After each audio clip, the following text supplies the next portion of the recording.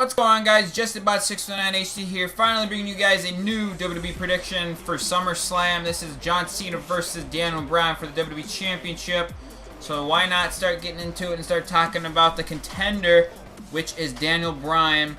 And we've seen a lot in the past, the last few weeks and stuff, about him possibly not getting it and possibly getting it, but this is how they kind of intertwine the McMahon feud, you know, with Triple H and stuff, to have the Triple H versus Mr. McMahon feud. So this is a good way to actually help that storyline and also help this storyline as well by kind of punishing Daniel Bryan but giving the fans what they want more by having him do more matches that are more exciting and kind of more interesting. So it sounded like this past Monday Night Raw it was going to be John Cena versus Daniel Bryan for the WWE Championship, but the thing is there's a special guest referee, and I think it's going to be Triple H by what it sounded like, because he is really pissed off from Mr. McMahon himself, because he thinks Mr. McMahon is the one that's telling the Raw general manager what to do, basically, to Daniel Bryan, to like get him hurt and stuff before the pay-per-view actually happens. And Triple H is on Daniel Bryan's side.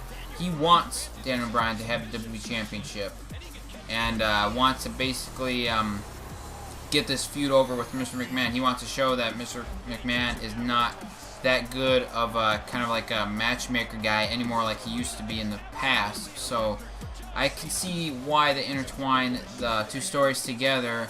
But my prediction for this match is that it's Daniel Bryan's time. Come on, John Cena is already 11-time WWE champion, over 10 years, and Daniel Bryan's only been in the business for maybe 2 years, 3 years at least, and does not even have a WWE championship. He only has, what, one World Heavyweight Championship, I think it was, or two at least, and then he basically goes towards the tag team with Kane, and had one of the best storylines, I would say, and the best time of his career was with Kane.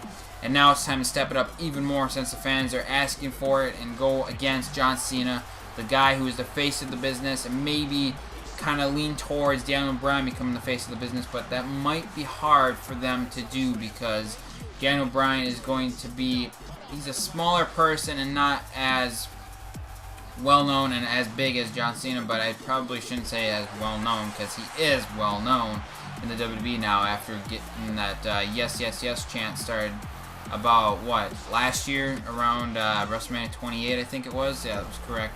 That's the day that it started. It was after WrestleMania 28 is when the yes chants started, and that was the beginning of Daniel Bryan's famous career, I would have to say. After that, that was really good thing for him. And then kind of the reason why I'm mainly going to be talking about Daniel Bryan the most is because I think, like I said, it's his time, and it's John Cena's time to stop going after the WWE Championship, because they're not giving enough people chances. Like Mark Henry, I would have liked him to be the WWE Champion, and then Daniel Bryan would face him, because then it would kind of make it a little bit harder for Daniel Bryan's character to actually face Mark Henry, since Mark Henry is kind of a stronger guy, and I think he's now a face, so those two would not work out together. And I know John Cena is a face as well, but if you had to compare Mark Henry and John Cena, I think both of them did pretty good in the last pay-per-view match, but John Cena would still be the best guy to face for wrestling-wise. And having Daniel Bryan knowing stuff about wrestling, he wants to show John Cena what a true wrestler is, instead of a guy who just came straight out of college and started wrestling for the business and became the face automatically after Brock Lesnar left, and then came back and stuff like that. And with that being said, Daniel Bryan, I think he is going to get a submission tap out on John Cena for sure, and I think John Cena is going to take his swell time on getting his momentum down and stuff, and I think Daniel Bryan is going to have mainly all the momentum of this match, and he's going to be the active one out of the whole entire match as well. And there's going to be some interesting moves, I would have to say, and some interesting dangerous moves. So I would say this match is going to be a must-see match at SummerSlam, and there's a few other ones too as well. Like, I'm very intrigued on the CM Punk versus Brock Lesnar and Paul Heyman feud, because that turned out incredible last time Brock Lesnar had to fight with CM Punk on Raw. But that's all I have, guys. For this match, I'm going to say Daniel Bryan's going to win. We already know what John Cena can do and what he cannot do, so I'm not going to really talk about John Cena that much, because we've already had him as the same guy for 10 years, and we already kind of know what he's going to do. Daniel Bryan's a different type of guy who we kind of know, but he might do something different this time against John Cena. So if you guys think differently, I would like to hear your comments down below. And yet again, I'm just about 619 HD, finally back with some WWE predictions for SummerSlam. So see you guys later and enjoy the pay-per-view. Peace out.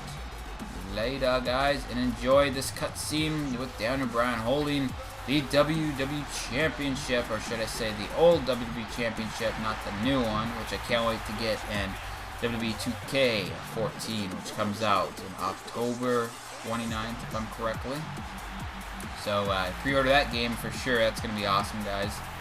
So yet again, just about 619 HD coming to you live with commentary for this prediction. See you guys in the future.